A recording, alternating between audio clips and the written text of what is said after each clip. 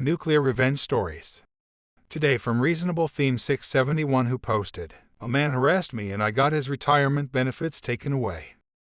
So this took place over 3 years, give or take some. I, 29 female, left the military and picked up a contracting job in the same fields. While I was starting my new career, I was also leaving an unhappy and abusive marriage.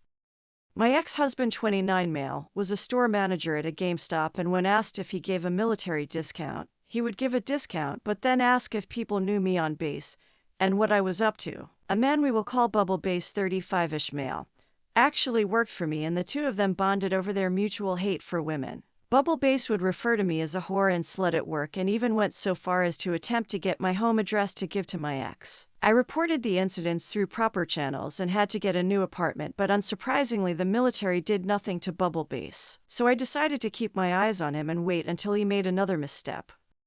Over the next 3 years working with him was horrible. He would undermine my authority in the section by telling junior people I was stupid, being intentionally insubordinate, and publicly talking about how he was exploiting the foster care system to make money off the children he was supposed to be taking care of.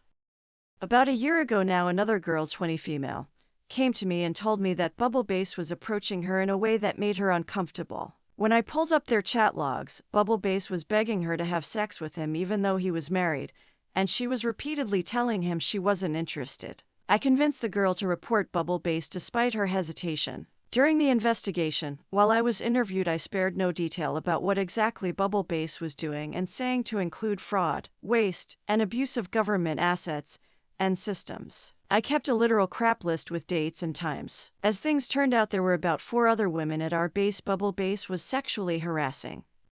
Bubble Base went to non-judicial punishment this week and lost everything. He has 18 years in the military and was 2 years away from full retirement.